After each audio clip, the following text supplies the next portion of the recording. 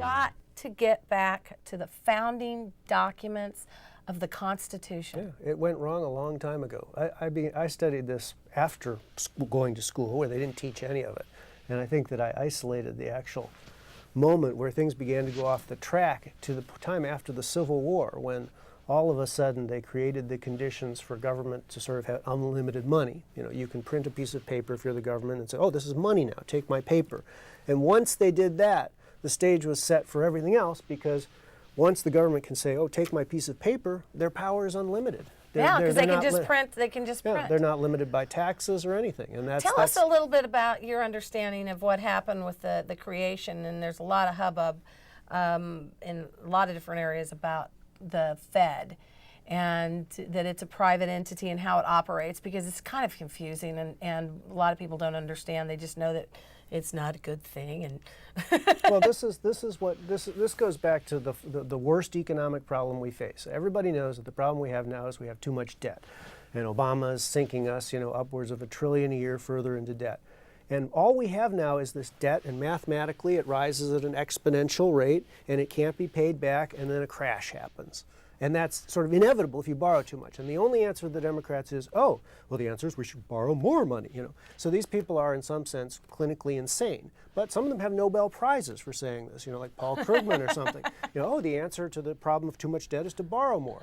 And so, but the Constitution was specifically written to avoid that result. The Constitution says there shall, that no state shall make anything but gold or silver legal tender for as money, because they considered the question of paper money in the Constitutional Convention, and they said, well, we all know what happened with that. There's a phrase, not worth a continental. Not worth a continental is when they made the paper money for the Continental Army, they printed all too much of it, and pretty soon it was all worthless. So they forbid the federal government from issuing paper money.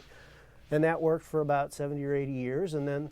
How did they get around that legally? Well, they appoint these crooks to the Supreme Court, and the crooks in the Supreme Court say, well, it's an inherent aspect of sovereignty that a nation should be able to issue its own paper money. So, and then they just ignore all the parts of the Constitution that say that you can't. Yes. And so you go through a few years of that, and pretty soon then that power is there, the power of the printing press, which is the most important power there is for government, really. And so then the question becomes, who has their hands on the printing press? And so then they set up this thing that's in this Christmas Day or Christmas Eve vote, in Congress when nobody's around. They go down to Jekyll Island, Georgia, and they have this secret meeting, and they come up with this plan, and they come back and they rush it through Congress. And now the power of the printing press is exercised through this essentially unaccountable agency. And this agency has destroyed the future of every American. You know why people can retire? People can retire because you have positive interest rates. In other words, if everyone just had to save a pile of money and then live off it, you'd have to wait, you couldn't retire until you were like 80 or something. But if you can save money throughout your life and be paid interest on it, and it grows exponentially, then you can retire. So what do we have now? We have a Federal Reserve who has a policy of essentially, oh, let's push the interest rates to zero because we have to help our friends, the banks, who made all these stupid decisions. And so we'll give them all this money at 0%. And so the interest rates have gone down. Now, the federal government is essentially destroying the future of every American. This stuff is all painfully simple, but it's something that Americans are sleeping through. Okay, if you're trying to fix this whole nightmare situation that we're in, what would be your prescription, Dr. Buchal? The answer is you can't.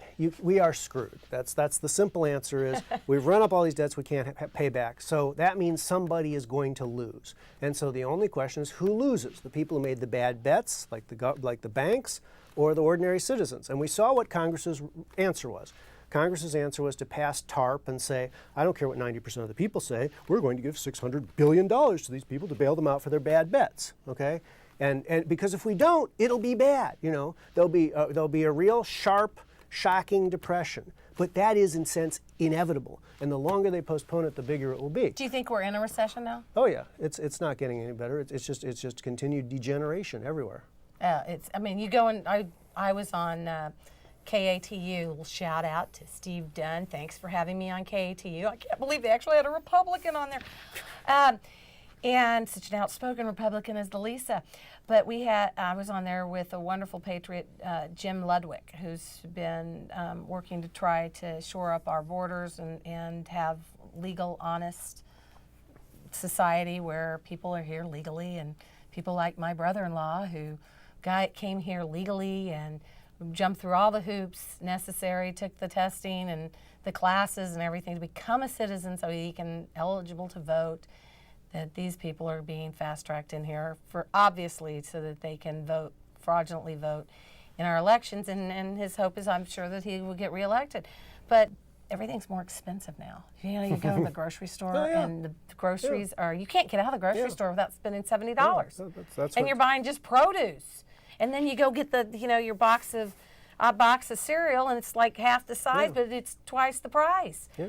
Why is that? Because it's the government monetization of the debt, am I right? Yeah, the government owes a lot of money, and if they can pay it back in money that's worth half as much, that's just great for them. What do you think their end game is with the monetary system? Their end game, I think the end game is actually that there is one computer to rule them all, and if you want to buy or sell, you have to have your little government card, and everything is completely and totally regulated by the government. That's the end game. And that's what they want. That was foretold 2,000 years ago. Did you know that? Yes, the mark. No one shall buy or sell without the mark. The mark of the beast. Yeah. Yes, the mark of the beast. Revelations, right? Do you have any idea which one that was? No. But yeah, they've got Revelations. Check it out. It says it.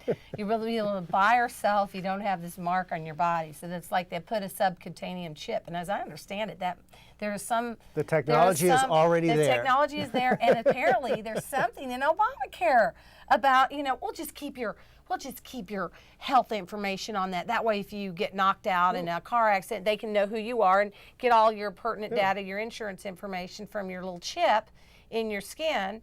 And, you know, while we're at it, you know, there's plenty of room for your bank account and all your information on that. So who needs to carry around those nasty Safeway cards and credit cards? You can just take your hand and scan it all over there. You might go to the fiery pits of hell, but when you die, if the Bible is to be believed, and I have a tendency to believe it, then I mean it's Orwellian.